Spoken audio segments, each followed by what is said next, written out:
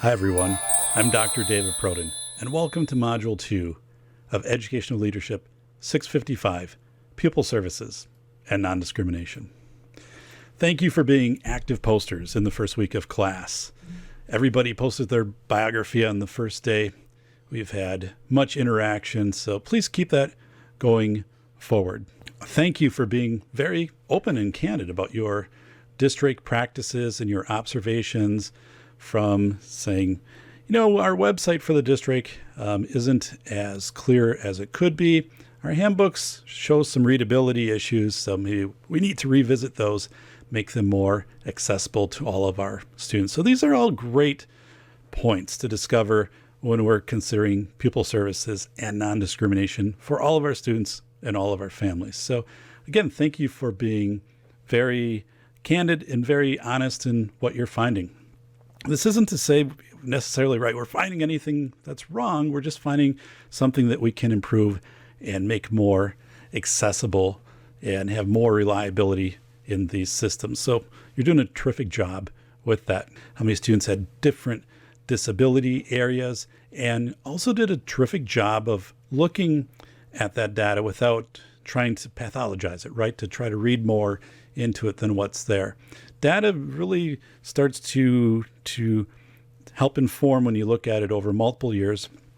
And I think a terrific way you can use your pupil services special education data is to make sure that you're matching professional development to the data. So as you increase with students with learning disabilities, maybe in math or reading areas, or if you're increasing OHI numbers for anxiety or depression, that professional development then is correspondingly matching that. So it's a big point to come out of looking at your data saying, are we putting our professional development in areas that help to support these things? And 504 OHI, you've noted those are more subjective areas. So having discussions with staff so they can make informed decisions when they're considering a student for an OHI, an idea, qualification, or section 504. We have the case study for the boy that has an allergy and moves into your district. So be thoughtful when considering policies for allergies. If you say, for example, this school is peanut free, that's different than saying this is an allergy aware school. The question to ask is, could you really make this school completely peanut free and maintain that at all times with students, staff, and visitors coming in and out? So I think you want to be very careful on understanding your terminology. As medical records come back and forth between districts as students move, to be aware that if a student leaves your district, their medical records can be given to the parent, and the parent then can do whatever they want with those records, but the records can't be forwarded to the next district. If you're the receiving district and you receive medical records that come with the file, the responsible action would be to contact the parent and say, we have these, and then to seek medical releases with the parent to say, we want to make sure we are as informed as possible so we can meet the needs of your child, that you would ask for releases and get those reports directly from the medical providers. I've seen that happen sometimes where those just happen to go with the student file, or a parent might bring those in. And my question would be, is this all of the information? Is this the most current information? And that's where I would want to be working directly with a doctor. And then the doctor would also be able to interpret things within a report that a parent might not be able to interpret. For example, if it's the student we're talking about for this case study with allergy, a RAST score, R-A-S-T score. I first learned about that by talking with a physician, written RAST scores for this student with allergies. So I was able to find out what that meant and have guidance from the physician. Do not exempt students with disabilities from safety instruction and participation in safety drills and exercises. That also means bullying and harassment that All students are included in education about what is bullying, what is harassment. Those are in your board policies. Threat of harm to self, of harm to others. If they observe it, what they should do, how they should report it, and also that they have competency in using your threat reporting system. So a lot of times we have apps or we have things on a website where you can click and make a report. But are we really sure that students, especially students with disabilities, will be able to interact with these devices or to fill out these forms or reports? So I think it's completely appropriate, right, to have students with disabilities have this discussion at the IEP team meeting, and maybe there is a goal that's written that the student would be able to identify harassment or bullying, or if they are the recipient of harassment behavior or bullying threats, and then through social stories, whatever it might be, and how to report those, how to bring those forward either to an adult or into some kind of app or system that they'd be able to successfully demonstrate that. A lot of people don't think about that when they have IEP meetings. You're going to listen to James Sibley, who's an attorney, also has a child with a disability. He's going to talk about why that process is so important. Our first discussion question for this week is an angry parent with a bullying claim.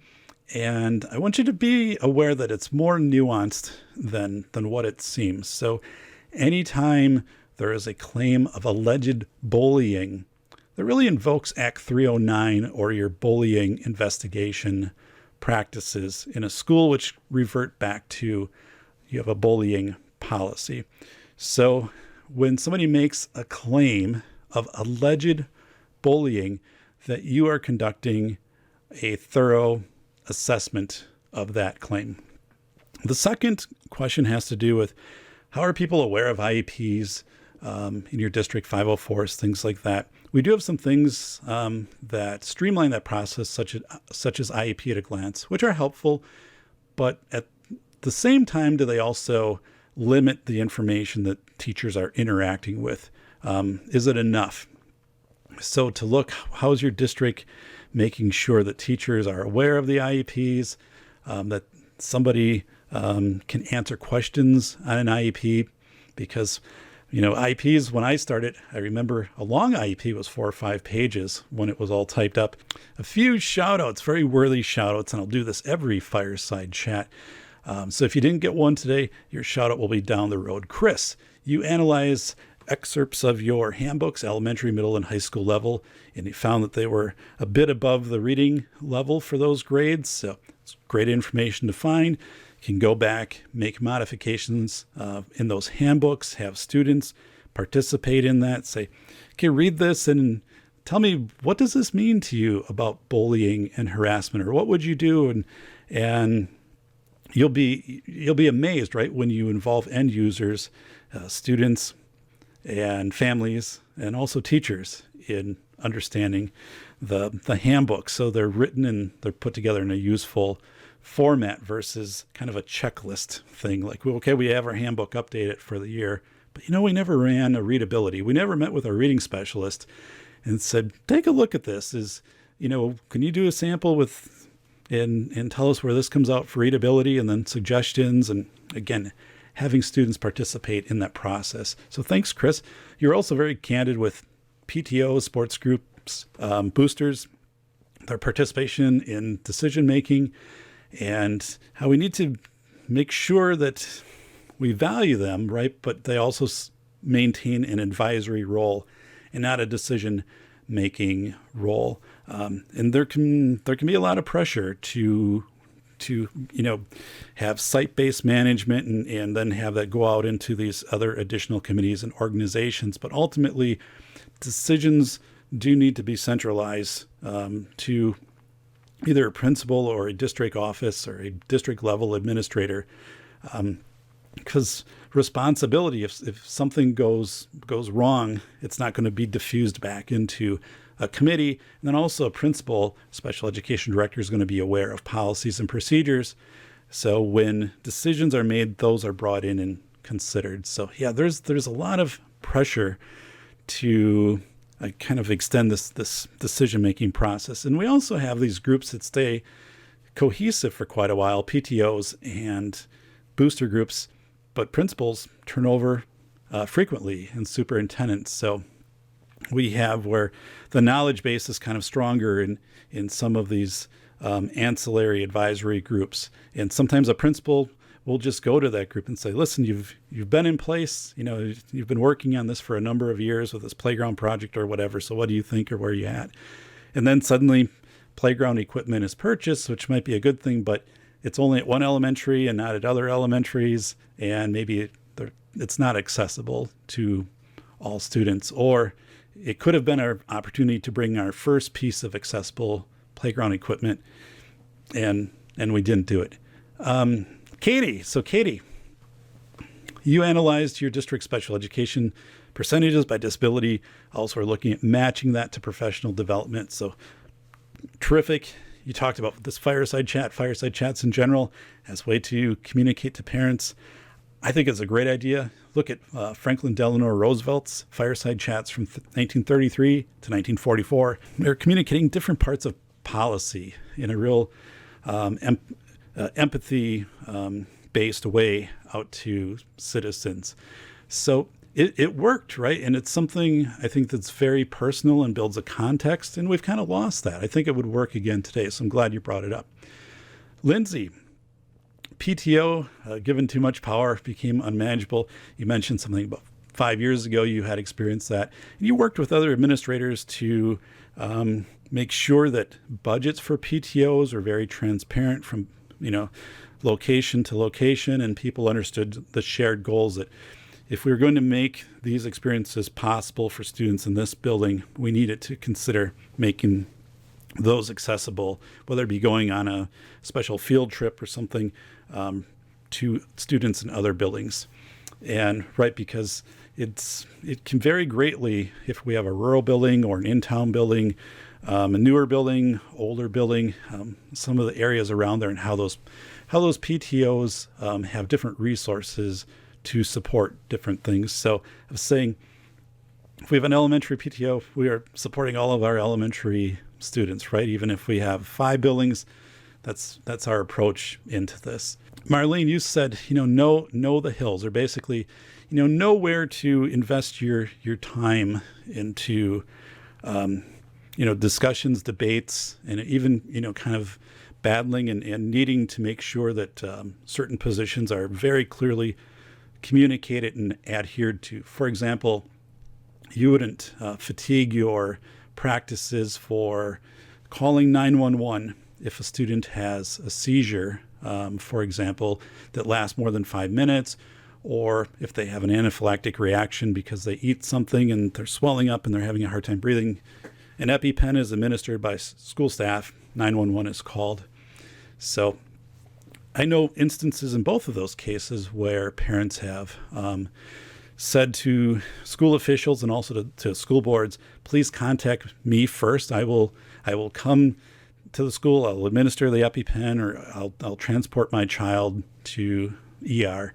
And the thing is, right, we can't have those type of secondary systems in place. We can't write those in place saying, well, we'll just call the parent if this ever happens. No, right? We would have to call EMS if the child was having an anaphylactic reaction. We administered an EpiPen. But as you said, you have to recognize when there are kind of these absolute non-negotiables. I also want to introduce you to the Community Health Needs Assessment. We'll talk about it more in class. I posted in week 1 about it. CHNA, if you type that in, plus your county, you will find different hospitals that have done community health needs assessments. They need to do them every few years. It started with the Obama administration. And they need to consider the needs of everybody in their area, including students and also parents, right? So you'll see things in some of these community health needs assessments that will be very closely tied to schools and extending mental health services into schools and drug and alcohol abuse support to youth. So it's important to look at these documents and see who's contributing to them, because most of the documents will say, these are the people who were present when this document was developed. So I posted a few, and if you're looking at yours in your area and you're not seeing, hey, like this was developed and there's a lot of people from the county or medical, but there's no one from a school, you need to advocate to be on there. You need to make some phone calls and say, the next time this reconvenes, we want to have school staff on this. So again, that'll become very clear when you start looking at some of those, but it's a way to build the connections between also advisory groups, for example, student mental health, and get them tied in and strengthen those bonds with community providers such as hospitals. So check out that community health needs assessment. It's one of the things just a lot of schools aren't aware of, and also special education directors make a big difference. And then Melissa, thank you so much for looking at your district website, trying to locate the student handbooks and saying, hey, I had to use my password as a faculty member to get in and to find the student handbooks. They weren't accessible for families. So that's something we'd want on a web page, that you wouldn't have to search long to find the student handbook. That's something that you discover in kind of this pupil services audit. You can write that. We can talk about it for your final project, saying, so we discovered this, so here's what we're going to do now to remedy this. Here's how we're going to make this so it is easy for parents or students, for example, to find these handbooks. And another thing is always timestamp those, like always, what year handbook it is. You also indicated that you didn't find anything on your district website explicitly discussing harassment and bullying. And I would recommend too, because we have Act 309 in Wisconsin, you have policy for bullying and harassment. It's a big part of Pupil Services and Nondiscrimination, that you would want some information on the website, very easy to find, that if you have a concern about an alleged incident of harassment or bullying, here's how to report that. So that's something we kind of have these passive barriers in our systems. We don't make these things necessarily overt and easy for people to find. But if you brought in a parent and you asked them, could you find a few of these things on the website? And if they were unable to find them or they had questions, you're testing your system right there, and you're learning, and then you can evolve it and say, okay, this is what we're going to do to make our system more accessible. So thank you so much. It's been a terrific start to class. I've really enjoyed reading your posts, getting to know you, and on to Module 2. Thank you.